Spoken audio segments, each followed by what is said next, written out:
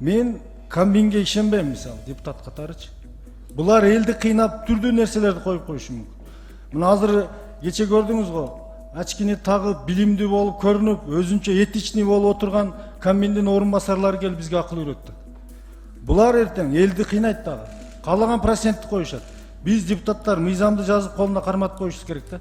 Сыныңызды моюнга алабыз. Экинчи мындай Эми кылбайбыз. сиз мына азыр 5,5 миңден штрафты коюп алып өздөрүнчө келип элди кыйнап атпайбы? Бул жерде ипотеканы канча процент менен беребиз деп айтасыңыз? Маалазым сизге да. Баяндамаңызда айтып кеттиңиз. Өкмөт сунуштап өкмөткө калтырдык депчи. Азыр өкмөт деген барбы биздин мамлекетте? Министрлер кабинети бар, аткаруу бийлиги.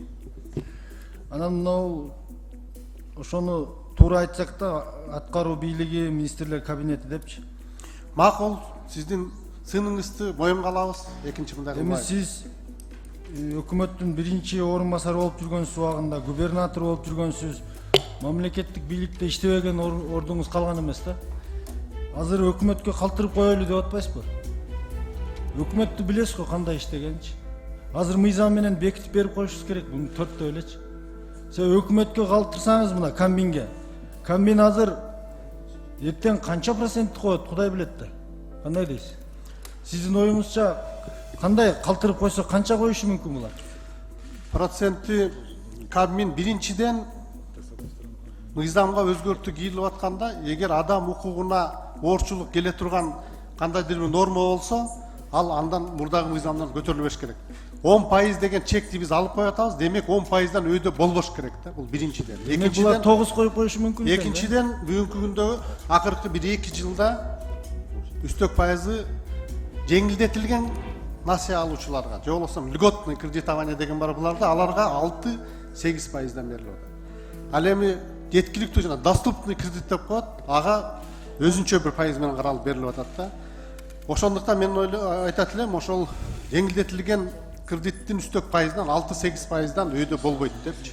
А келечекте 6 жылдык программасына этагы менен 4%га чөбүз деген өкмөттүн жакшы бир алдына койгон максаты, ниети бар экен. Көп комбиндин десеңиз, азыр мына сиз премьердин биринчи орун басары болуп жүргөндө аябай каттуу аракет кылып, көп нерсеге жетишпей калдыңыз да. Ылтынып көрдүңүз, аракет кылдыңыз, көп нерселер аткарылбай калды. Азыр мына депутат болгонуңуздан бери көп мыйзамдарды алып чыгып атасыз да. Мен комбинге ишенбейм, мисалы, депутат катарычы. Булар элди кыйнап түрдүү нерселерди коюп коюшу мүмкүн. Мына азыр кече көрдүңүз го, очкини тагып, билимдүү болуп көрүнүп, өзүнчө этичный болуп отурган комбиндин орун басарлары келип бизге акыл үйрөттү. Булар эртең элди кыйнайт дагы. Каалаган процентти коюшат. Биз депутаттар мыйзамды жазып колуна карматып коюшубуз керек да. Мына азыр 5,5 миңден штрафты коюп алып өздөрүнчө келип элди кыйнап атпайбы? Ошон үчүн бул жерде Алазымович колдойбуз. Бирок мына президентибиз деле айтпады 4%дан эме берилет деп. Буну баягында кайсыл комбиндин өкүлү айтып чыкты. 4төн беребиз ипотечный деп. Айтып чыкты буну. Жогорку кеңештен Эме Көкөчөров айтып чыкты го дейм. Ошон үчүн ал комбиндин мүчөсү эмес. Көкөчөров комбиндин астындагы, министрликтин астындагы бир мекеменин жетекчисин. Жок, айтып чыкты да ошол. Ошон үчүн комбинге калтырайлы деген оюңузга бир аз каршымын. Себеби комбин бул жерде иштебейт. Биз мыйзам жазып эле так бекитип коюшубуз керек деп ойлойм да. Негизинен ниети мыйзамдын, аракет ниет элге деген ниет аябай туура. Колдойбуз да. Рахмат чоң. Урматтуу Шайлообек Карыбекович, мен жөнүндө жакшы айтып кеттиңиз. Өкмөттө иштеп, көп иштеп, мындай деп иштедик. Өкмөттө бир келгенде 8 ай, экинчи келгенде 6 ай иштедик. Эми 6 ай, 8 айда убактында эле. Экинчиден айтайын дегеним, биз өзүбүздүн позициябызды айттык. Демилгечи менен макулдаштык. Анан эми калган депутаттар өзүңүздөр кесиптеште чечип бериңиздер. Рахмат. Биз азыр донорлор менен да сүйлөшүп атабыз. Донорлор менен ар кандай шарттар менен алабыз. Ну, в основном 1%, 2%ке чейин кредиттер берилет да, инвестициялар 2%ке чейин аласыңар, а? Бул жерде ипотеканы канча процент менен беребиз деп айтасыңар? Биз проценттен берели деп пландаштырып атабыз. Анда ошол немеге киргизип кое бербейлиби азыр мына ал азыр үчүн айтып атпайсызбы именно ошол 4% биз проценттен киргизбей атабыз, 15 жылда киргизип атабыз деп.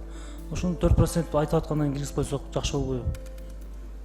Мындай Гүлшат Кадыровнадан сунуш болгон талкууладык да. Мына бул мыйзам кабыл алынып атканда базалык ставка 10% деп киргенбиз да.